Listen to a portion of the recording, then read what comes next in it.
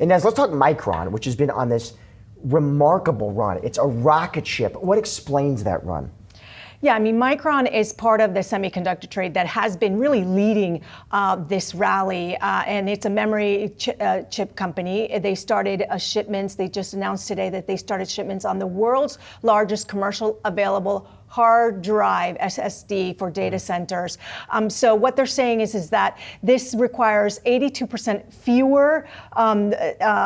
fewer racks to achieve the same amount of raw storage capacity. So basically what it's saying is that now for that same data, it only requires 18% of physical space. So this is a big push forward for them.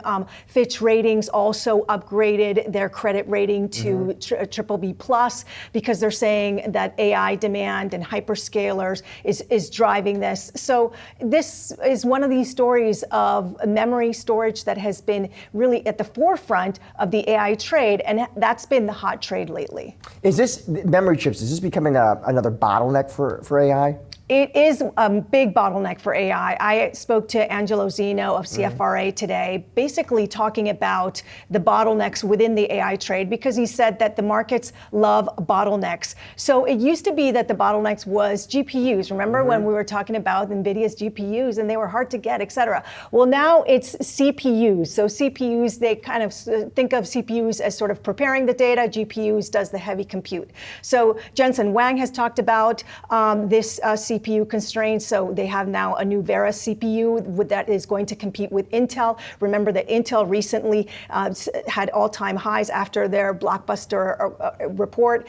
AMD is supposed to also, that's supposed to be good for AMD as well. You have D.A. Davidson that upgraded Intel after that report, saying that CPU is going to be the next bottleneck. Then you've got also, of course, the memory bottleneck that we just went over. So Micron is one of those stocks to look at. SanDisk, which is at all-time highs as well. That's been a hot trade as well. And then you have another bottleneck, the third one being optical interconnects. So this is basically optical laser plays.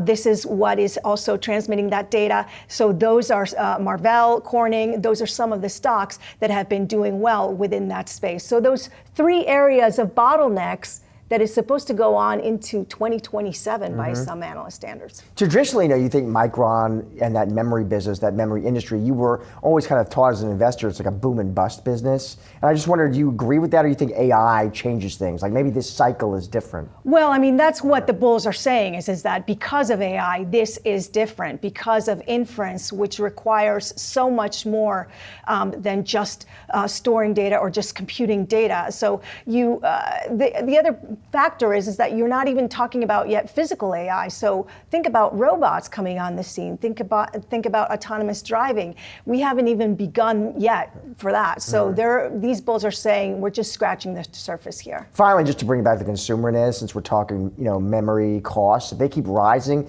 does that show up in prices? I mean, are you going to feel that when you go shopping for that smartphone, that laptop? Most definitely. You must have, I'm sure, when you go shopping for that smartphone. Look, some analysts are saying that anywhere between 15 and 30% more of prices that you're going to be seeing for this. Memory used to be a small amount of the entire cost for building out units, but now they're saying that it's about 35%. So recall that you had Mark Zuckerberg that called out the high cost of memory in the Meta's earnings call. You had Apple that talked about this